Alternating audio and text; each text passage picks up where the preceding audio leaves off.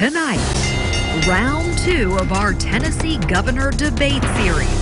Nashville, the state capital, sets the stage. The 4 leading GOP candidates all fighting for your vote, battling to be the next governor of Tennessee.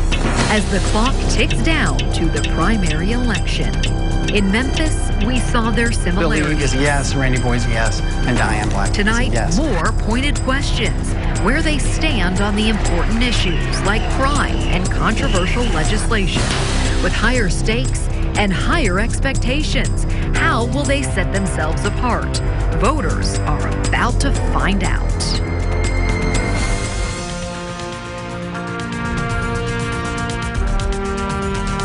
We are live from Pope John Paul II High School in Hendersonville, about 20 miles north of Nashville. Welcome to tonight's Tennessee Governor Debate.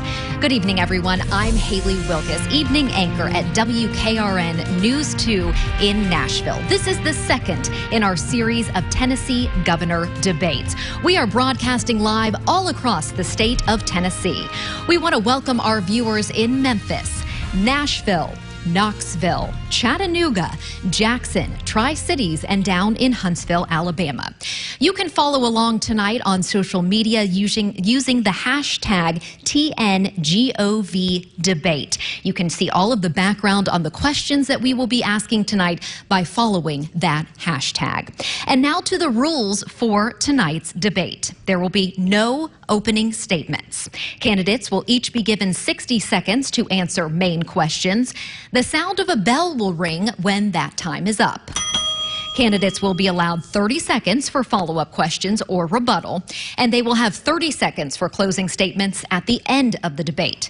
The order of tonight's debate was determined by a random card draw. Now let's introduce the candidates participating in tonight's debate. Businessman and chairman of Lee Company, Bill Lee. Speaker of the State House, Beth Harwell. Former State Economic and Community Development Department Commissioner Randy Boyd, and Congressman Diane Black, who represents Tennessee's 6th District. And now to introduce tonight's panel. We have Katina Rankin, anchor at WATN Local 24 in Memphis.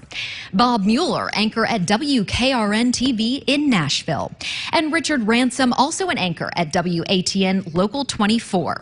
Bob has the very first question in tonight's debate. Bob. Thank you, Haley, and thank you, candidates, for taking part in our debate. We appreciate your time very much. We want to begin with immigration.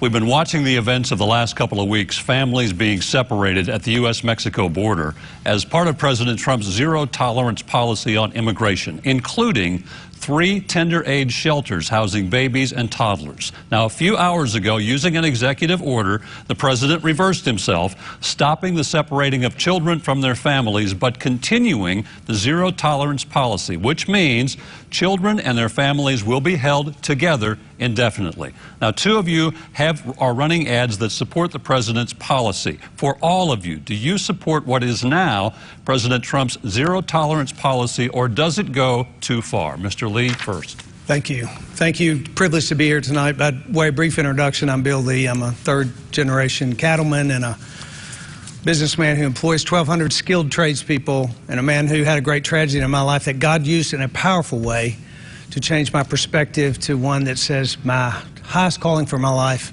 is to serve people. That's why I'm running.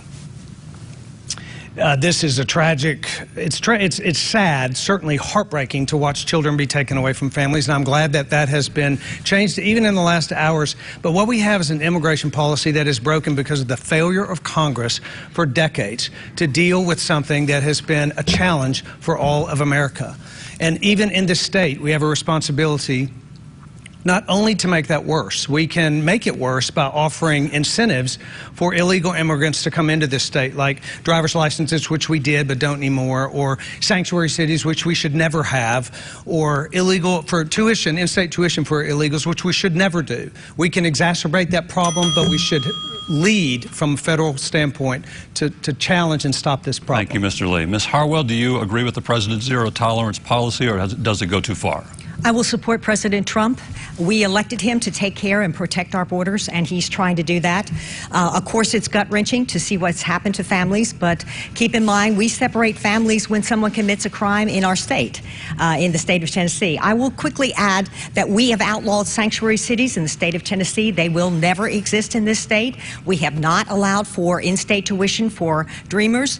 We have done everything we can to make Tennessee as isolated as we can from this problem. Again, it's a failure of Congress to take action. Thank you, Ms. Harwell. Mr. Boyd, zero tolerance, does it go too far? Do you support it? So I've watched the same images as everyone else, and it's heartbreaking to see children pulled from their families. And I'm happy that the President has executed an executive order that's now going to make it possible for the families to stay united. But these families, when they came across the border, knew this was going to happen. And so I think the policy that the President has put forward is the right policy. But I think his executive order today to keep the families together was the right one.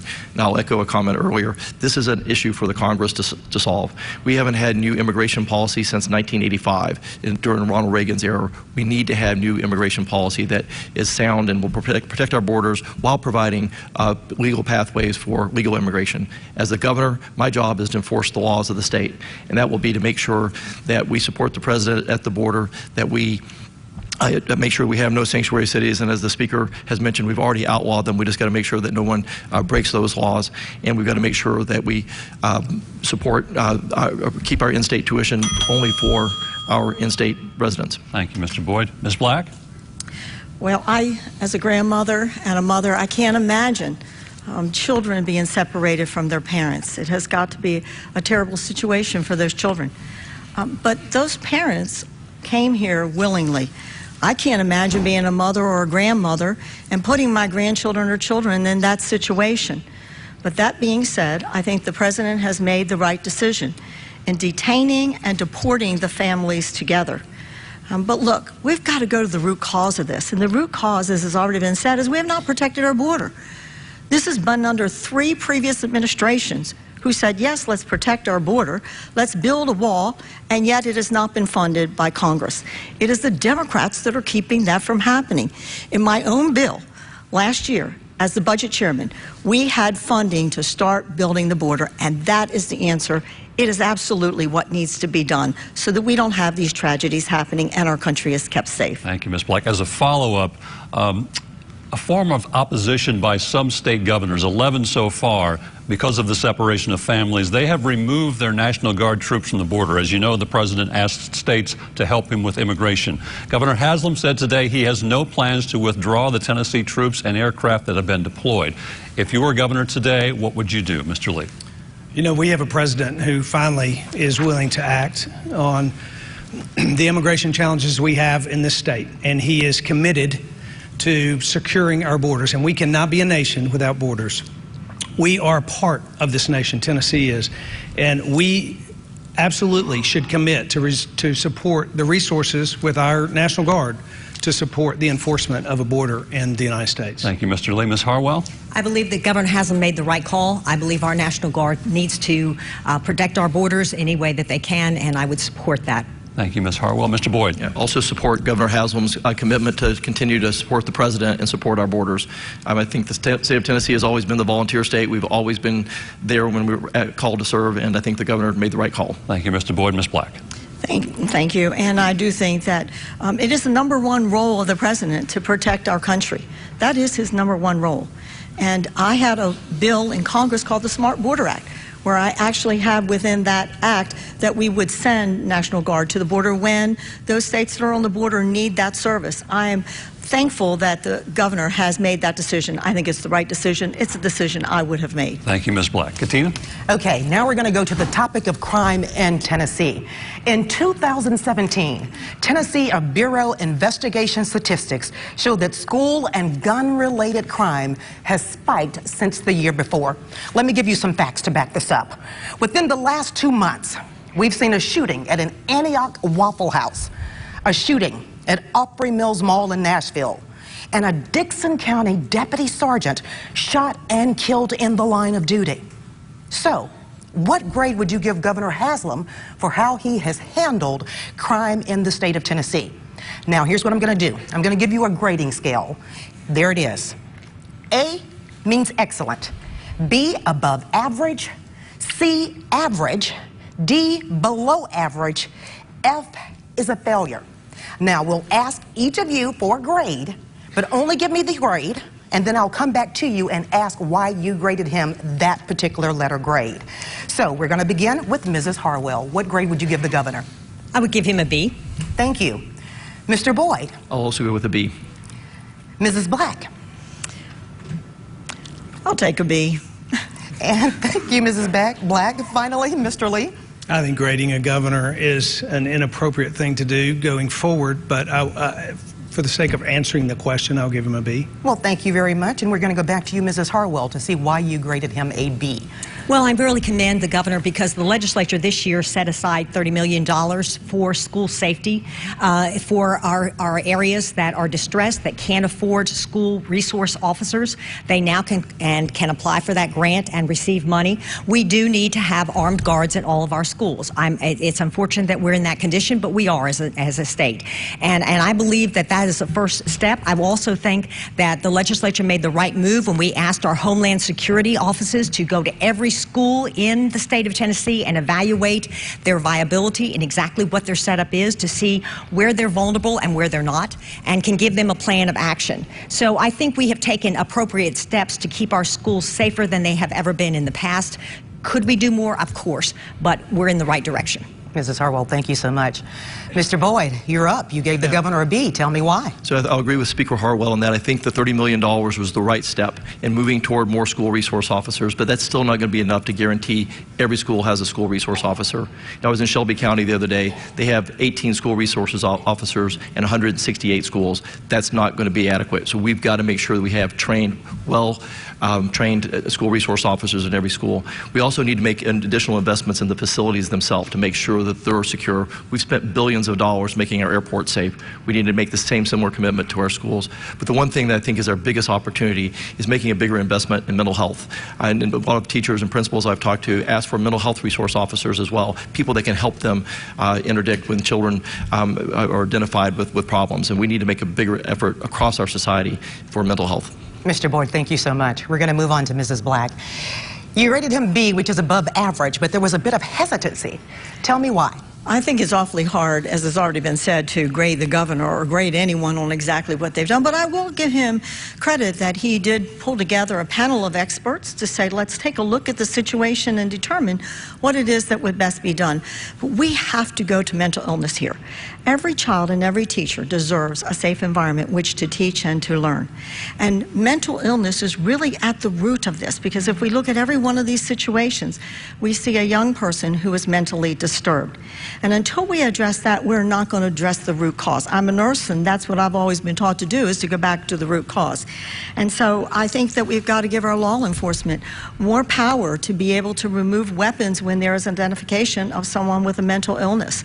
I'm a supporter of the NRA's gun violence restraining order, where we can take those weapons away, evaluate that individual before the weapons go back. But more gun regulations are not going to help, because if you don't have respect for the law already, another law on the books is not going to help. Mrs. Black, thank you so much. Mr. Lee, you have the final say. Please remind the viewers at home what grade you gave the governor, and then tell us why. I said that I gave him a B.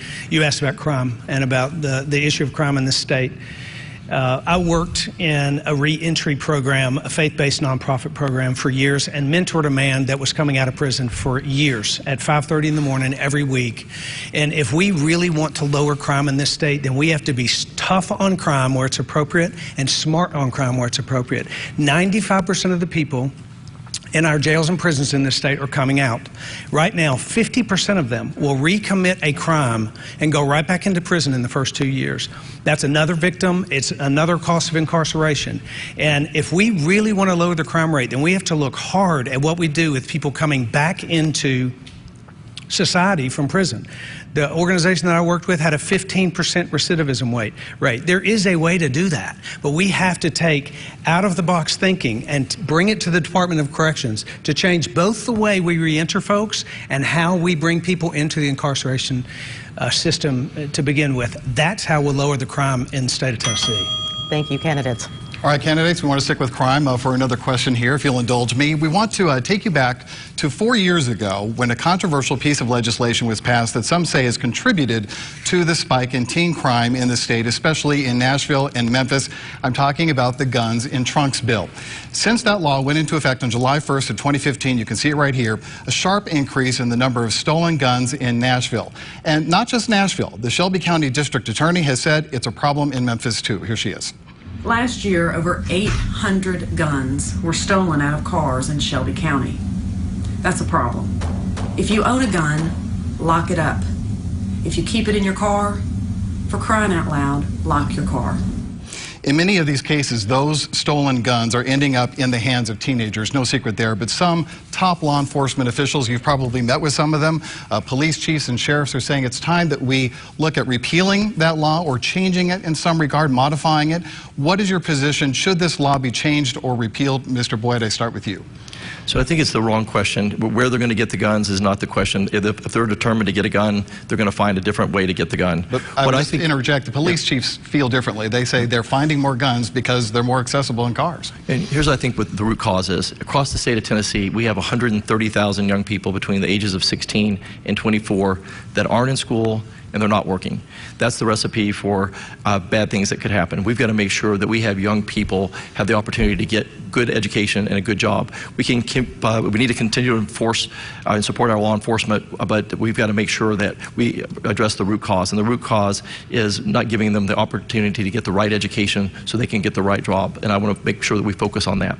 Ms. Black, law enforcement sees a direct relationship between the passage of this law and the spike in teenage crimes involving guns. What's your take? Should this law be modified in any way or perhaps repealed?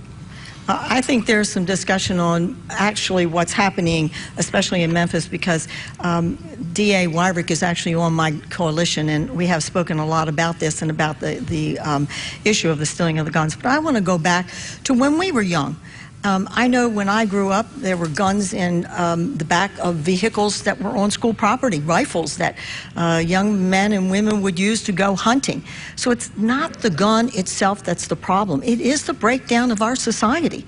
There are no more guns around today than there were even 25 years ago, more than that for me, for high school. But the root cause of this is what we really need to look to. Again, I'll go back to being a nurse, and you have to look at the root cause. We have a breakdown of families. We don't have whole families that are giving children the kind of guidance that they need. And if they don't have the family guidance, we have to find a way to give them mentors, because if they don't have guidance, they're going to naturally be drawn to things that are not healthy. And one of these is the high crime. Mr. Lee, you probably know a concealed carry permit is not required when it comes to this legislation. Do you feel that might be one modification to consider, or are you with the other two candidates here? No changes. You know, in business, we know that we make decisions and about what we think is the right policy, and then sometimes there are unintended consequences. But we don't go back and change that decision just because of that consequence. We go and we address the unintended consequence. You know, there's a lot of political pressure in this country to take away the rights of law-abiding citizens, particularly around the Second Amendment, that is a guaranteed right that was set up by our founding fathers. There's pressure to take away the rights of law-abiding citizens because of the actions of criminals. And this is a perfect example of it, whether it is removing rights because of a school shooting, a criminal, someone who's mentally sick, someone who steals a car to get a gun. When we start turning to taking away rights from law-abiding citizens as a result of criminals, we're going the wrong direction to address the unintended consequence. Ms. Harwell, I'll let you have the last crack at this one. Thank you. What do you think I did about support the piece of legislation as it came through the General Assembly. It was an extension of the Castle Doctrine, meaning that you can own a gun in your own home without a permit, and that extends to your car. I think the judge pointed out something very that we need to take note of. It needed to be locked. The law specifically says the gun needs to be locked. If they're not locked, then you allow people to break into your cars and take the gun. So in my way of saying that these people have not followed the law as it was intended, the intent of the law was that it would be locked in the car. All right, thank you, Ms. Harwell. Bob. Candidates, as all you probably are aware, a federal court ruled recently to allow states to legalize sports betting on professional and college sports. If any of you end up in the governor's office, you're probably going to have to deal with this. The train is moving pretty quickly on it. Mississippi's ready to go to allow it next month. There's already bipartisan legislation here in Nashville to allow it, with the proceeds going toward K through 12 education. Now, as you well know, the state constitution does ban gambling. However, experts seem to say there is a path that would get around that. Do you support fast-track bipartisan legislation proposed by some Tennessee lawmakers to make sports betting legal in Tennessee? Mrs. Black? I will begin by acknowledging that I did not support the lottery program to begin with. Because when we looked at the statistics around the country, what we saw was that the people that played the lottery for the most part were people with a lower income. It certainly wasn't benefiting them. And that's a discussion that we can still have today, because I've talked to people that have gas stations where folks come in to buy the lottery tickets, and they'll tell me very clearly that some of them have actually stopped selling it because they saw what was happening in the town. I don't know that we need one more opportunity for people to give money to betting when they should be feeding their families and taking care of the necessities of life. I would not want to see this occur here in our state. I think it's bad for the people of our state. Thank you, Mrs. Black. Mr. Lee? You asked the question and you made an important point. You said that the Constitution doesn't allow it, but that we might find a way to work around that. You know, I'm a person who really believes that the Constitution, both Tennessee's Constitution and the United States Constitution, is a very important, well thought out document that we should follow, and trying to find ways around it to supplement something, to advocate for something that we might currently think is a good idea. To me, that's a bad idea. I also think it's a bad idea to expand a gambling environment in this community. It has been detrimental to families in the lottery. It would be detrimental to expand that. That's not consistent with the values of this state, and I'd be opposed to it. Thank you, Mr. Lee. Mrs. Harwell? Well, I will say that if it is constitutionally sound and the legislature takes action, this is the people's house. And if they listen to the folks back home that they represent and they want it, then I would not veto it. I will say that I was not particularly for the lottery myself, but I will have to quickly add that is one of the ways we have funded one of the most successful programs that we have seen in our state, which is funding higher education for a lot of people that would not be able to go should we not have it. So I understand the problems with it, but I will also say that I will respect the legislative body in their decision. Thank you, Mrs. Harwell. Mr. Boyd? We have a AA baseball team, the Tennessee Smokies, and one of the things I love about the team and love about the atmosphere is the family atmosphere that we have there. Children, their parents come and have such a wholesome, all-American environment. If we suddenly began to bet on those games, I think the environment would change. I think it would be a big detriment to our culture at the state and at all of our sporting facilities across the state. So I'm against legalized betting. I agree with Mr. Lee in that it's also not something that is for us to do to reinterpret the Constitution. And so I would be opposed to it. Thank you, Mr. Boyd. Would it make a difference if the proceeds went to a different place? Say it went to road construction and was able to lower the gas tax. Would that make a difference at all, Ms. Black? Was that a question for me? Or? We're all coming back. Ms. Black. No, it would not make a difference to me. And I think it's a shame that that's what we use this gambling to say, well, it's for this special thing with children going to school or paying for college education and so on. Because if you look at the statistics on it, the money that is used by most of the children are not coming from that lower income. And yet it's the lower income families that are being affected, that are playing these lotteries and causing problems with their own economics in their home. Thank you, Mrs. Black. Mr. Lee? I expressed my belief that it kind of goes against the value system. So it is a principle for me. And doesn't matter what the benefit is. If it breaks a principle, then we shouldn't do it. Thank you, Mr. Lee. Ms. Harwell? The question was whether it would fund our roads. Well, the good thing about the state of Tennessee is we are a pay-as-you-go state. So we owe nothing on our roads. We're one of the few states in the nation that has no debt on their roads, which I'm very proud of that. So I wouldn't concur on that we need to do it for our roads, because we simply don't. But you did have to raise the gas tax in order to fund some of the repairs that were needed. Yes. Mr. Boyd? Yes, I also agree that we don't need to do it to fund our roads or for anything else for that matter. We found a way to pay for our roads. We have no debt on our roads. We've got some of the best roads in the entire country, usually ranked in the top 3 or the top 4. So I think we can find other ways to support education, support roads without legalizing gambling. Thank you, candidates. That wraps up our first segment of questions. We appreciate you taking part. Stay with us. More questions coming. Let's go to News 2's Haley Wilgus. Thank you, Bob. You are watching the second in our series of Tennessee governor debates. We are broadcasting live from Hendersonville all across the state of Tennessee and in Huntsville, Alabama. A reminder, you can follow along at home with the hashtag on social media, TNGovDebate, and you can see some background information about the tough questions we're asking tonight. More of those questions coming up after this. I'm John Morgan. If you have a Social Security claim, call Pound Law from your cell phone. Morgan & Morgan. Pound Law, that's all. It's gonna be a good day, so let's get it started, turn it up, keep the morning moving right along. Yeah, waking up right. Wake up with Caitlin Lockerbie, John Paul, and meteorologist Chelsea Chandler on Good Day Memphis. Weekday mornings 5 to 7 on Local 24. Next up, another shopper who didn't overpay for designer glasses, and all because she went to America's Best. Right now, they're featuring celebrity designer frames for women from Jenny McCarthy and Shaquille O'Neal designer frames for men. Mix and match from over a dozen choices and pick up 2 pairs and a free eye exam for just $99.95. Work it, girl. Okay, work it a little less, maybe. The celebrity sales event, it's not just a better deal, it's America's Best. Hurry, sale ends Saturday. I like this beat.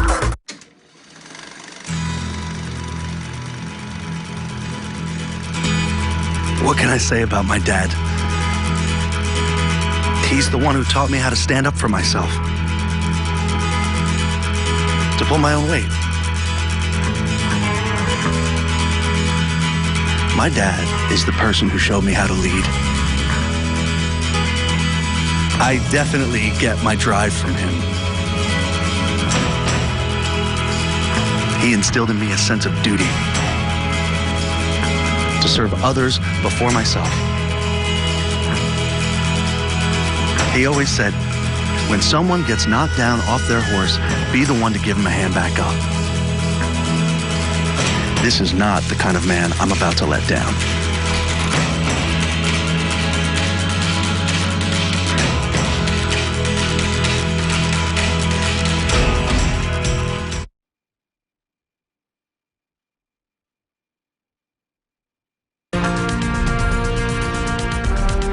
Your local election headquarters welcomes you back to tonight's Tennessee governor debate.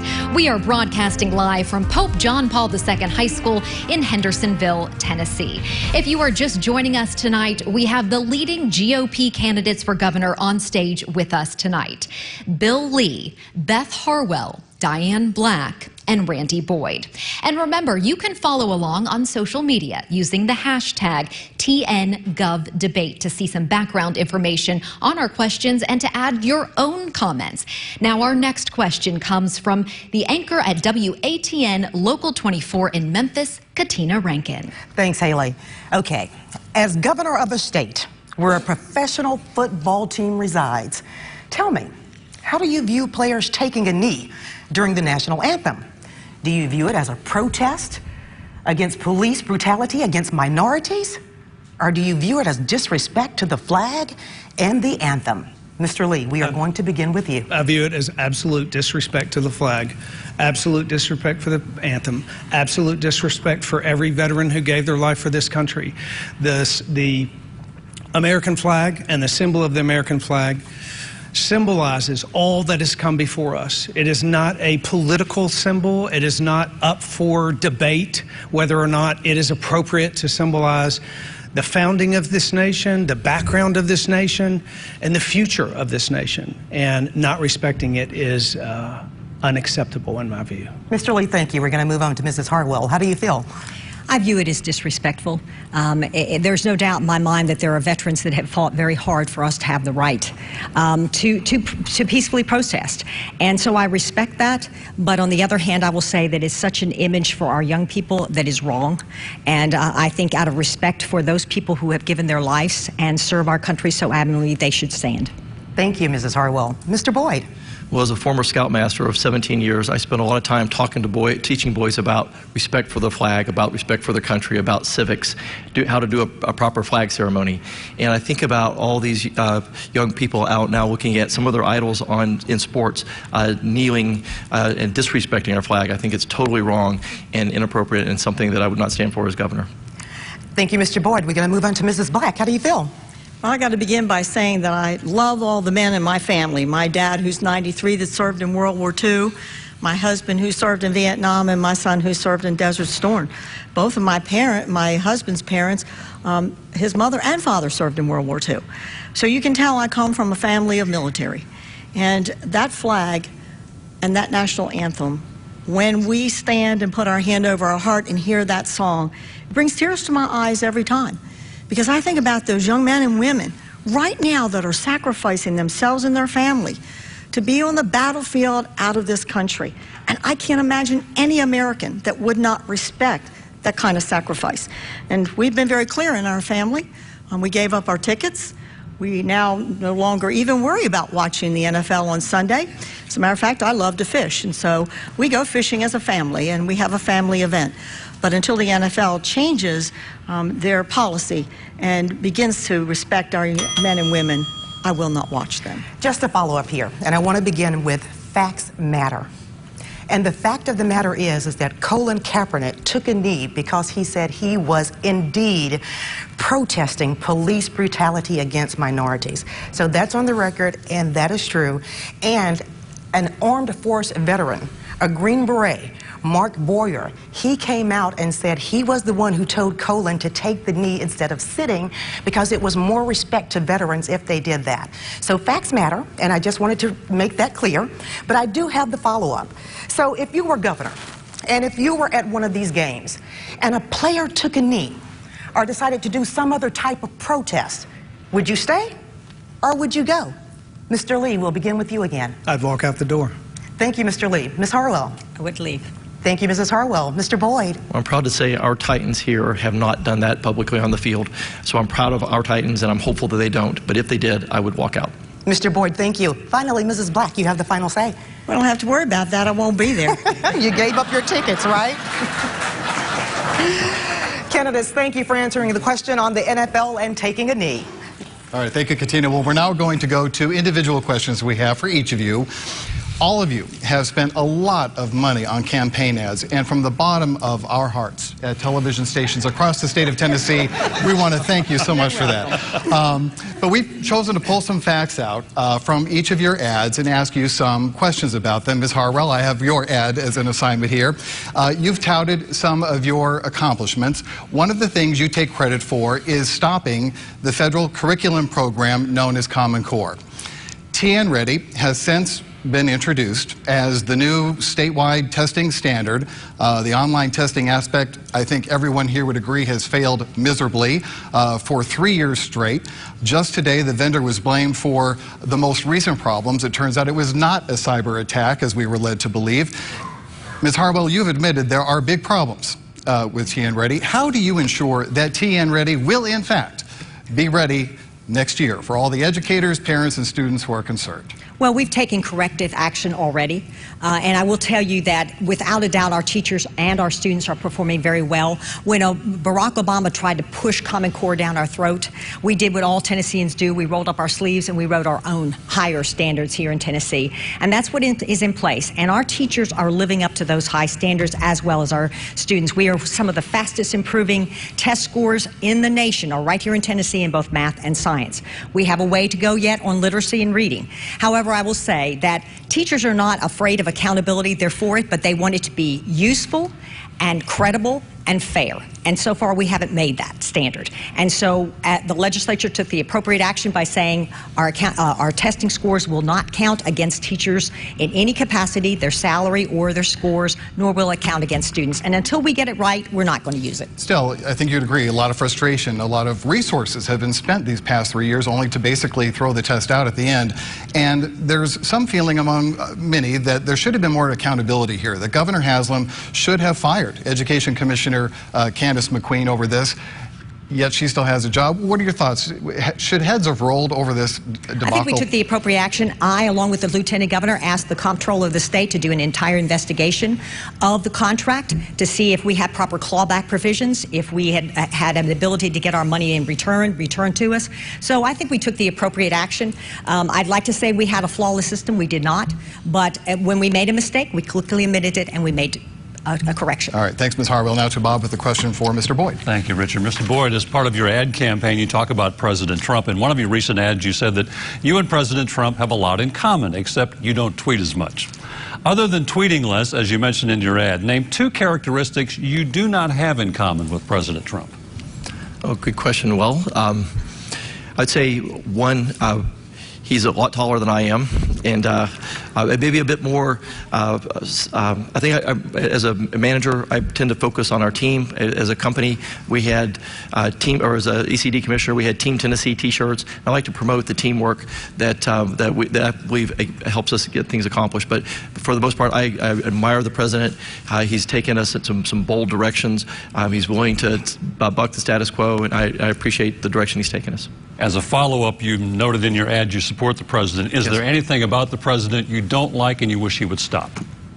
No, I say I don't tweet as much. Maybe a little bit more. I think maybe having a little bit more reserve there would probably be a good thing. But that's his personality, and it's worked well for him. And so I have no criticism. Thank you, Mr. Boyd. To continue for Mrs. Black. Okay, Mrs. Black, we were going to move on to one of your recent campaign ads, and we're going to talk about traffic, right? With an average of 100 people moving to Nashville every day. Traffic, well, it's a considerable issue here. And following the failure of a mass transit vote in Davidson County, you say that we need more lanes, not trains, to fix congestion. And your plan for Middle Tennessee includes double-stacked highways and completing I-840. However, when it comes to road projects, TDOT's own chief engineer, Paul Deggs, was quoted last year in the Tennessean, May, as a matter of fact, saying you can't build your way out of congestion. So do you disagree with TDOT's chief engineer? What I do know is that we need a comprehensive plan of Middle Tennessee. We have lived here, my husband and I have lived here for now 30 years, and the congestion has continued to grow over these years. And if we look at what was going to be proposed there in Nashville, which obviously the people didn't believe was the right way to go either, it would have been a very costly program. So my plan is to get rid of some of this congestion in the middle of the city. Every major city has a bypass around the city. We only have half of that bypass. We need to complete the rest of that bypass. We also need to take a look at regulations. We have had regulations that go beyond what the federal government even requires by the commissioner that was previously at TDOT. Those regulations cost us money. We can save money there. We also need to take a look at how we can build faster and save money. You know, when I left to go to Congress and I was here at the state legislature, it took us about 7 to 9 years to build a road. We're up to over 12 years now. There's a cost to that. I have a quick follow-up for you. If this could be done, I'd like to know how you would pay for it. Well, I think that a couple of ways. First of all, you save by building a road faster. You save by less regulations, which means you can build the road faster. But we can use local, state, and federal dollars over years. This won't all happen at one time. That's why I talked about at the beginning. A comprehensive plan has to be drawn up so we can look at where we need to go now and then into the future. Mrs. Black, thank you so much. Now we're going to go to Richard for a question for Mr. Lee. Indeed, Mr. Lee, one point you keep making in your ad over and over again is you've said you are the conservative outsider and the only non-politician running for governor. You honestly, obviously think that that is a good thing. The 3 other people on the stage with you tonight, however, have served as elected officials or are part of an administration. They have more experience than you. Why is that a bad thing? Yeah. I'm the only outsider, and I actually think being an outsider is a strength. I think our founding fathers intended that people from the outside would come in. In fact, we have a president who I believe one of the reasons he's been so effective so far is because he is a businessman who came from outside of government and is not a politician. And he's an outsider who cares more about the future of America than he does about his political career. And that is a strength in leadership going forward. I think that people talk about experience. You know, the founders did envision and create a country that was in a government of the people, with the whole idea that regular people from the private sector would enter the public square, would bring about significant changes in our society, and then get right back out. And that in itself is a strength. I do believe that coming from the outside, and while these folks are all well respected, they are all politicians and insiders, and I am the only conservative outsider in the race. So let me just follow up with that. If you're elected, how would you answer this very same question 4 years from now when you're no longer an outsider? I would say that outsiders are good. That's what the system is intended to do. We need to bring in people from outside. I intend to be the governor for the period of time that I can be the governor, and I plan to get right back out. Mr. Boyd, you expressed an interest in saying something on this? Yeah, I would like to rebut that a little bit. So first off, I think if any of us are actually running for office, by definition, we are now politicians. So I think it's hard to say that we're not. But I also want to push back a little bit on my public service. I served 1 year as a special advisor on higher education, completely free of charge to the state, creating the Tennessee Promise and the Drive to 55. I came back as the Commissioner of Economic and Community Development and served for 2 years, also free of charge. I don't want my public service to be demeaned. I'm proud of that service, and I think that experience actually serves me well. Mr. Lee, are you intending to demean his public service? I certainly do not. As I said, these are all well-respected people. The question about experience, this is the executive branch of government. I have had a life of executive experience, running a $250 million corporation, chairing one of the largest nonprofits in the state of Tennessee, and presiding over one of the largest construction industry groups in the state. I have a great deal of executive experience, and I think it's part of God's gifts to me as I prepare to come forward and pursue this office. All right, thank you, Mr. Lee. That's it for our individual questions. I'm sorry. Respond. Well, I just wanted to respond out of respect to my legislative colleagues, many of which are in the audience today. The legislature is a citizen legislature. We are a part-time legislature. No one makes a living. No one is a career politician that serves in the Tennessee General Assembly. All of them work outside in real jobs, and I think that's what the Founding Fathers intended. They don't visit their districts. They live in their districts. It's a huge difference between this and Congress. And Ms. Black, let's make it unanimous. Gee, I just have to respond to that because experience counts. It really does count. And understanding how the legislature works, it takes a while, even when you're first elected, to understand how to get things done. And so having been a part of not only here at the state level, but also at the federal level, and knowing how to get things done really does make a difference. And I have that experience, and I have a proven experience of passing significant conservative legislation. Thank you, Mrs. Black. For all of you, and I know you're well aware, President Trump won Tennessee handily with about 60% of the vote, and still remains very popular in Tennessee, 53, 54% depending on the polls. All of you have said you support the president. I want to talk about the tariffs he is proposing, which some of your fellow Republicans have serious problems about. Tariffs on steel, aluminum, and soybeans. Senator Lamar Alexander says Tennessee is likely to be the state most hurt by the Trump tariffs. He calls them a big mistake. Senator Bob Corker is so worried he proposed legislation to limit the president's ability to impose those tariffs. Even Governor Haslam has spoken out against them. Do you support your elected state Republican leaders on this issue or the president on this issue? Mr. Boyd. So the president is responsible for policy for the entire United States. As the governor, I'm going to have to speak for the state of Tennessee. For the state of Tennessee, the tariffs are bad. I've got a steel manufacturer in Paris, Tennessee that I met with just a couple of weeks ago. His steel parts have already gone up 24%. It's going to be hard for him to stay in business. There's 300 jobs at risk there. I met a soybean farmer in Lauderdale County the week before. 3 out of every 4 bushels that he sells of his soybeans go to China. He may lose all of that business. So it's bad for the state of Tennessee. As governor, my job is to go to Washington, go to the president, and make our voices heard. At the end of the day, the president's going to make the decisions for what he thinks is best for America. My job is to represent the state of Tennessee and make sure he understands the difficulty it's going to cause our state. Thank you, Mr. Boyd. Ms. Black? Yeah, I don't know that any of us should be surprised that we have a tough negotiator. We knew that when President Trump was campaigning that he was going to be a tough negotiator. He was tough in his business world. And so I don't think there's any surprise to that. I don't think there's any surprise either that he's doing what he said that he would do, and that was to make America great again and make America first. And I think a lot of people don't realize that we have $500 billion worth of deficit in our trade every single year. That means the United States is losing in that. So, look, I'm going to give him a chance to negotiate, but I will tell you, I have spoken with him, I've spoken with all the members of his staff to let him know how it is affecting the state of Tennessee. And so we're asking him to target the bad actors such as China, recognizing that this will hurt those, especially the car manufacturers and our farmers here in this state. And so I want to make sure that he understands what that will do to our state. But he is a strong negotiator, and we're going to give him some room to be able to do that negotiation. Thank you, Mrs. Black. Mr. Lee? I do believe in free trade. I do know, however, that we have trade agreements in this country that are bad for America. We have a president who is committed to making things better for America, and he is in the middle of doing that. So he is making decisions that he believes will bring trade agreements back to a place that are best for this country.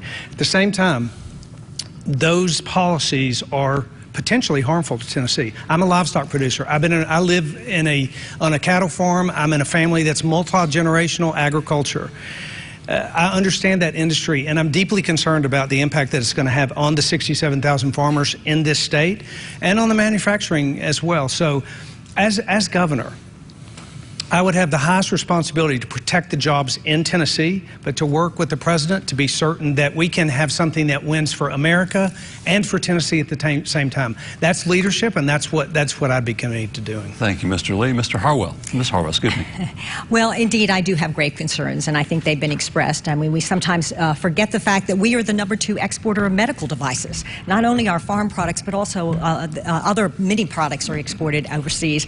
So I do have grave concerns. However, I will say he is the President of the United States, and he's in the arena, and I'm not going to second guess him. Thank you, Ms. Harwell. As a follow-up in conjunction with this, as you well know, Tennessee trades well with foreign countries. Lamar Alexander opened up trade with Japan in 1978, bringing Nissan here, Volkswagen from Germany, Electrolux, all these companies. And there's concern as well as, besides the tariff, but as well with the trade initiative from this president that it too could hurt Tennessee. As governor, how would you offset that if these trade negotiations, as the president is proposing, goes through? Mr. Boyd. Well, that's a hypothetical, so I can't really say how they will go through, but I will say that Tennessee's strength has been our great workforce, our great infrastructure, and our great location. As the Commissioner of Economic and Community Development, we were able to have record years in bringing foreign direct investment to our state. I have international experience as a business person. I think we can continue to sell Tennessee's assets, and we'll be able to deal with the trade whichever way it goes. Thank you, Mr. Boyd. Mrs. Black? I'm certainly not going to second guess the president at this point in time. He's in the middle of some very strong negotiations, and I do have confidence that he will, at the end of the day, make this right, and again, protecting those companies here in Tennessee that are important. But I think we have to, in our state, do everything that we can to make sure that we're ready for attracting in businesses from around this country as well.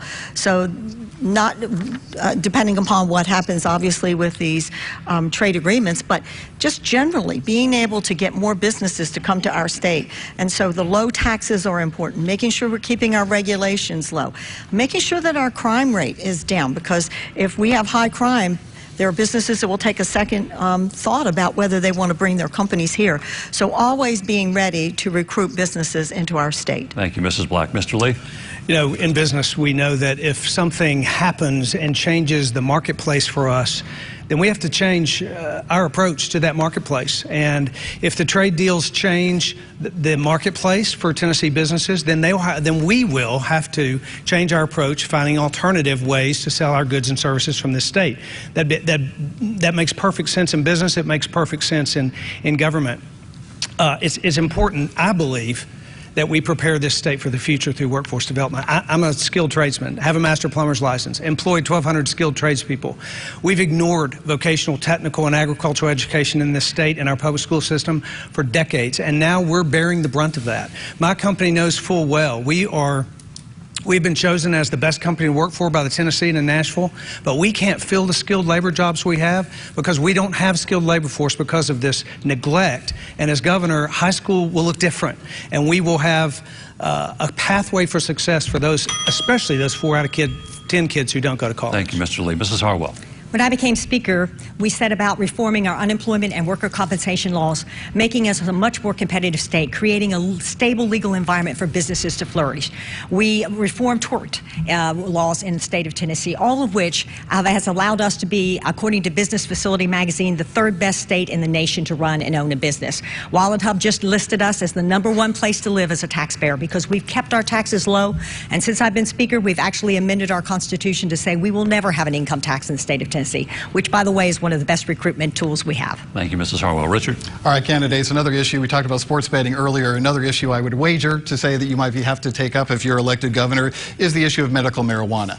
Now, 3 out of the 4 of you have said pretty much absolutely not. Ms. Harwell, you have shown some openness to it based on your own personal experience with a family member in Colorado.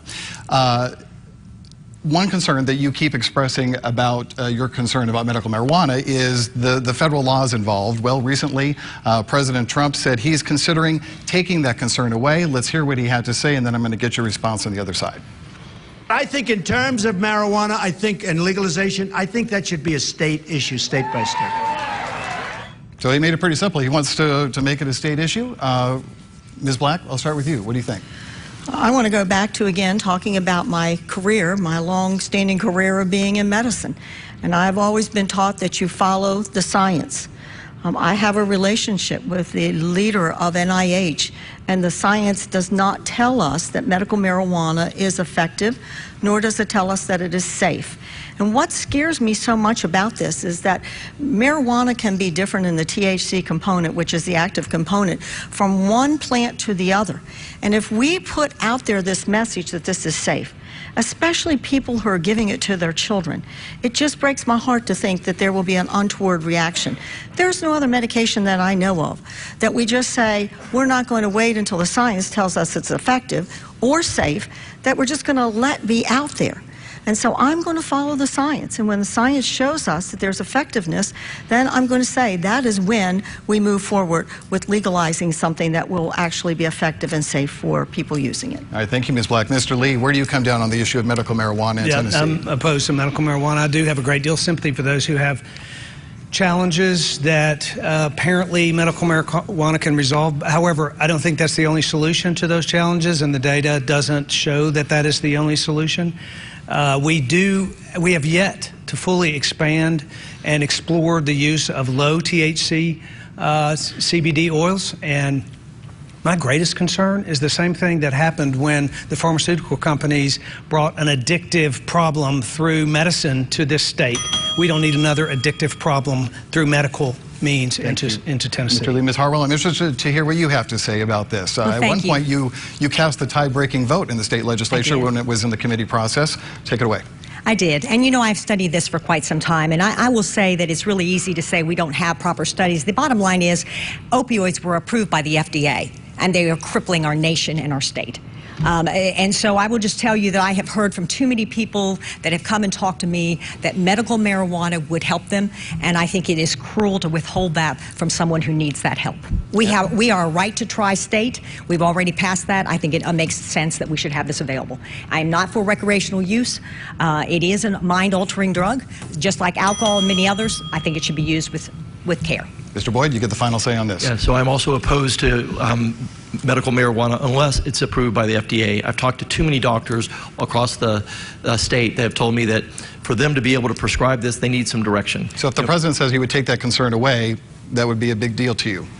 We would still need to get some type of medical approval, some science behind it that would actually prove that this was safe, and we'd also need to know what the dosages are.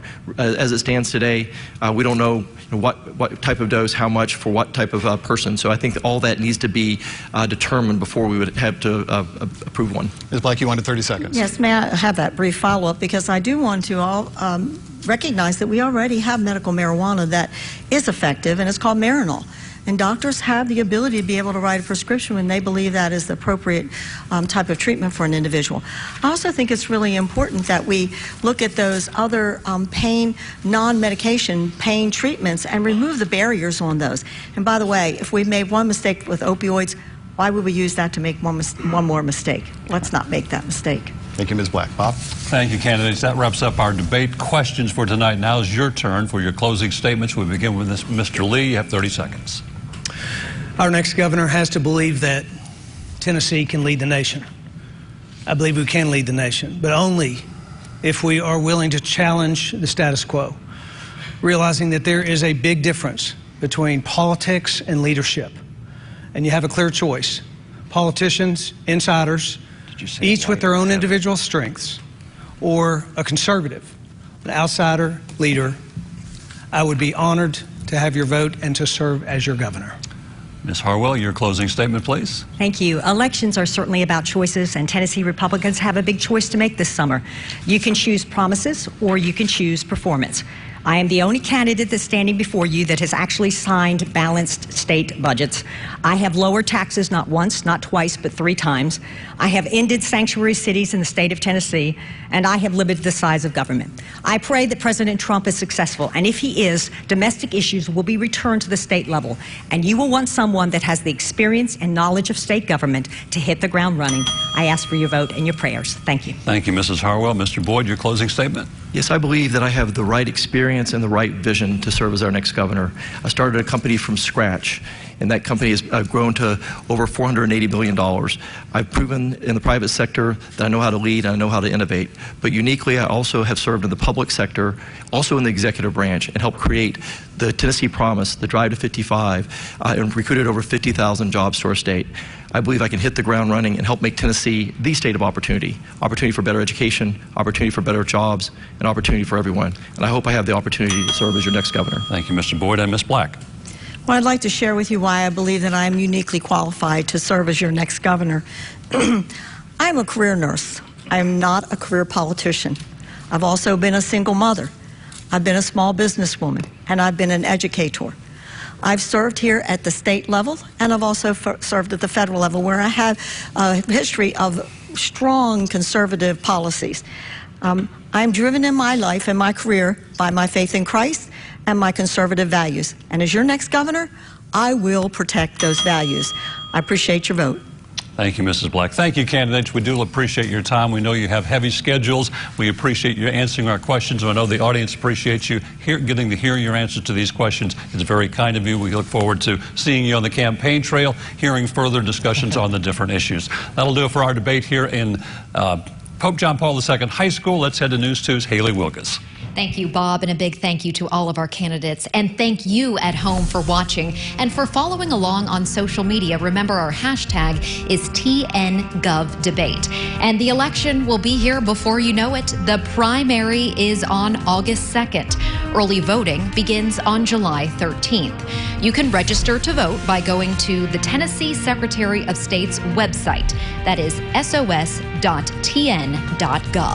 There are step-by-step instructions on that website to walk you through everything you need to know in order to register to vote. And then remember to head out to the polls during early voting or on primary election day.